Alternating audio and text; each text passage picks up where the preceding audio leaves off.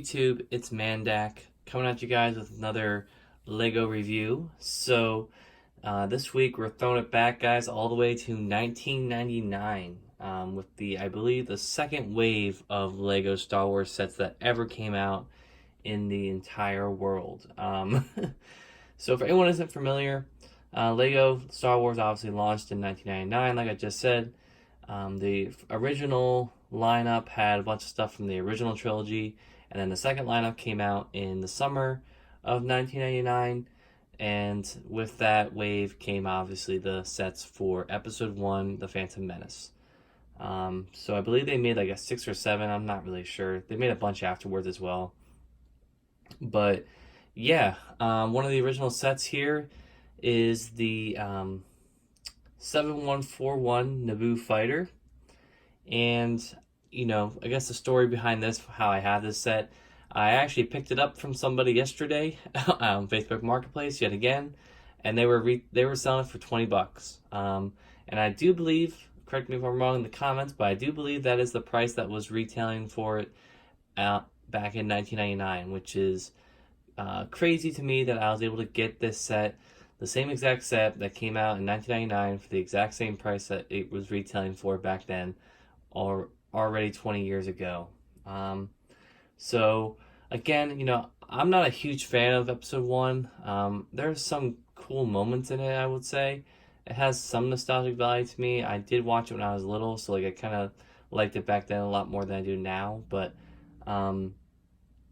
yeah, this set is pretty much based off of the end credit, I guess the end scene, the end fight scene where Anakin takes takes control of the Naboo fighter, flies up to the Trade Federation blockade ship control center, whatever, and pretty much blows it up, just like the Death Star.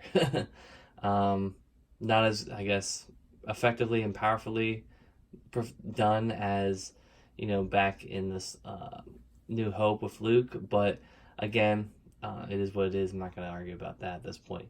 But yeah, this set's really cool. Yeah, the Facebook Marketplace person didn't really, I guess, know what they were selling. Otherwise, they probably would have sold this for a lot more. I mean, the box is in great condition.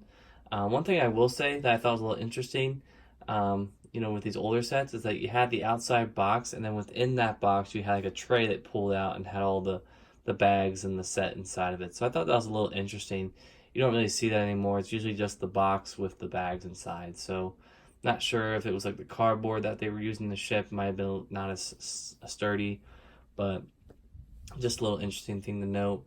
The instruction manual, I do not have it here with me, unfortunately, but I did want to comment on that a little bit. Back in 1999, the coloring on the generated graphics for the instructions here was off. Like this light gray, like the medium dark gray looked like this type of gray on the instructions, so that kind of threw me for a loop. You might see in the time lapse at the beginning of this video, like me stopping for a second, because I had to kind of like look at it and be like, okay, which color are they really asking for? Because there are a few times I'm like, I don't even have that color piece, but it's because of the printing errors on the instructions.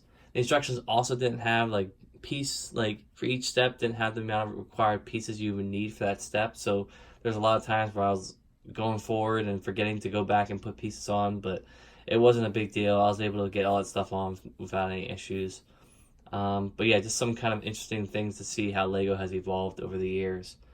But yeah, other than that, guys, I will honestly say this set's really great. I know it is a symbol of its time. It's not the most pretty looking set, but I think it has enough to make it worth what it is. $20 for this is, I think, a really good deal, especially even back in 99. I think you get 4 minifigures, you get a set ship, and you get a little thing on the side as well, which I think is more than enough playability for sure. So the first thing we'll go over here is the minifigures, obviously. So first one, and the main reason why I bought this set, is the Anakin Skywalker minifigure. So he gets pretty much just a plain tan torso here. But I think this torso is exclusive to him for this set. So plain tan legs. This is still in the time where Lego was using yellow for the printed heads, just to kind of keep everything the same in terms of the Lego system. But you can see here the printing on Anakin's face. You get a little bit of freckles and eyebrows.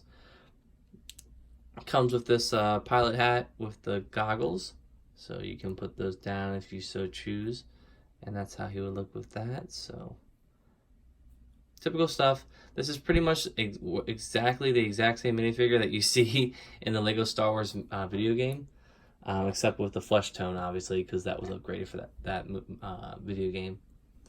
Next minifigure we have here is R2D2.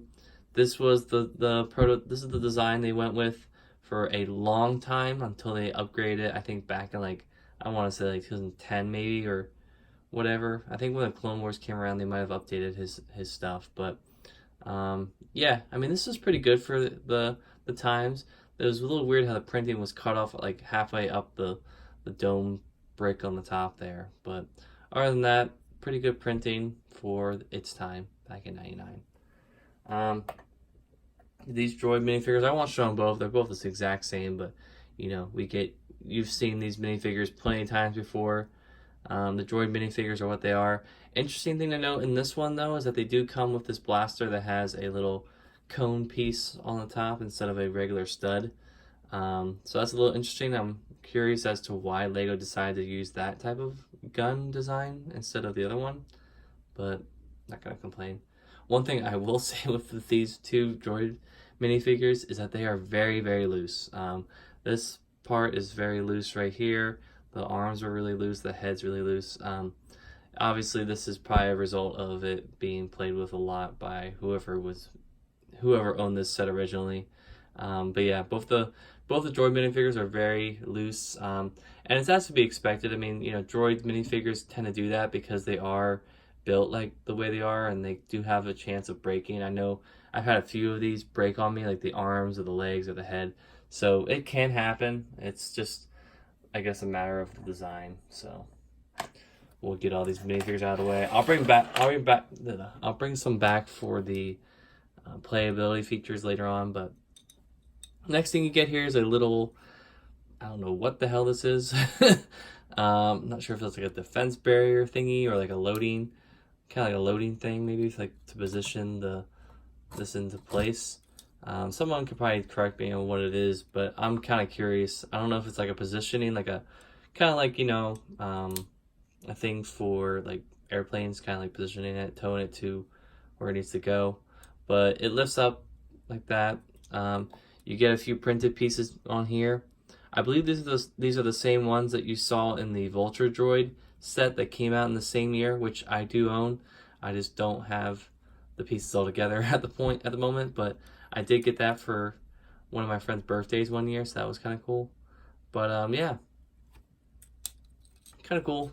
Nothing really too crazy to write home about. Again, I have no idea what this is, so if someone can please tell me what this is, I would be eternally grateful. But yeah, it's a little cool thing that's nice to throw in there. If anything, extra parts. So the rest of this set is the Naboo fighter. So I will say, when you look at it from this angle, it's pretty good. From the front, though, it kind of leaves a little bit to be desired. I mean, it is pretty bare bones for what it is. But overall, I think it's pretty good design for its time. I mean, obviously, the design of the ship in general is pretty interesting.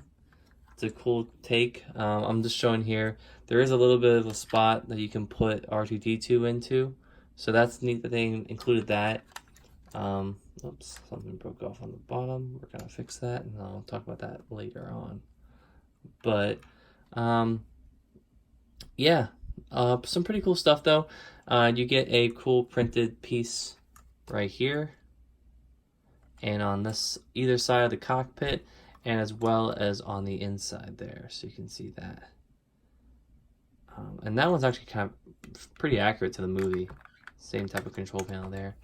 But yeah, a lot of printed stuff going on. That's the one thing I do appreciate about the Legos back in the old days, is they really didn't do a lot of sticker stuff. A lot of the details that they couldn't get through Lego bricks was printed. Obviously, with the rising cost of plastic and all this other stuff, and Star Wars being bought by Disney, Lego had to kind of cut corners with some of that stuff to save money. So we see more stickers today than we ever do, but back then it was a lot of printed stuff, which is nice to own. Those really make these sets kind of worth it. Damn, I think he's falling off. All right. Um, let's see, what else am I gonna show? Get a little few nozzle like blaster things on the front, kind of stand out a little bit, so you can always modify that if you want. On the bottom, I want to show this so I can take it off and not have to do it, but it seems like they wanted to like make this look like it was, you know, higher up when it's like, you know, landing like this. So they kind of just built this like little thing here that has like this missile that you can kind of like just pop off and shoot off. Like it's not really, there's no action feature here, it's just a missile. So yeah, that's $19.99 for you. But the hull is pretty cool. I don't remember ever seeing pieces like this on a set before, so that's really cool to own that. The back here uses an antenna piece for the back part of this. The build on this back part is, I think, kind of nice, especially for its time. I thought it was good using the slope pieces. Lego back then was using a lot of slope pieces to kind of do curves and stuff until they got pieces. They developed pieces that were more suited for curves and everything. But yeah, the engine's pretty well detailed, I would say. You know, overall the shape of this is pretty accurate to what the set is. There's when you break down into it, it could use a little bit more, you know, detailing and rounding off on the curves, but overall I think it's pretty good for what we got. One thing I will say too is Lego really went out of their way to make sure that this cockpit had enough space for the pilot, which is Anakin. You can see here too, there's also that thing's rolling away. Look at that, off camera. You can also see here there's a little bit of a grill piece there so that he doesn't get stuck in there. So you can just take Anakin, insert him in there, and he can go. Now this is pod racing. So there's no mechanism for the door or for the windshield opening. You just kind of like slide out like this, and it's like, oh, time to go. Just pop it on like that. So obviously Lego has done a better job with that type of mechanism, included in every single set probably ever since this era. But I think overall it's pretty cool. For $20, you know, the original retail price for this set, you can't go wrong. The printed pieces are really a nice touch, and that broke off. It is a little fragile, obviously, because you have these long, you know, antenna pieces sticking out. But I mean, overall, guys, I think this is a really good set. I mean, compared to the price that you paid for it, if you paid $20, I think this is worth it. Now, obviously, this set is not being sold anywhere. It is, you know, obviously retired at this point, but you can try going online, try finding it. Like I said, I found it on Facebook Marketplace for $20. So maybe try your luck there. This is, I think, like my third or fourth 1999 set that I now own, which is really cool.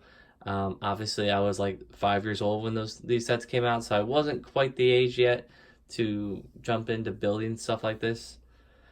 It wouldn't be for like another few years that I would start really collecting Lego sets and stuff. So, but yeah, guys, this has been the 7141 Lego Star Wars Naboo Fighter set. Hope you guys enjoyed this video. Leave a comment, like, and subscribe as always, and I will catch you guys later. Bye.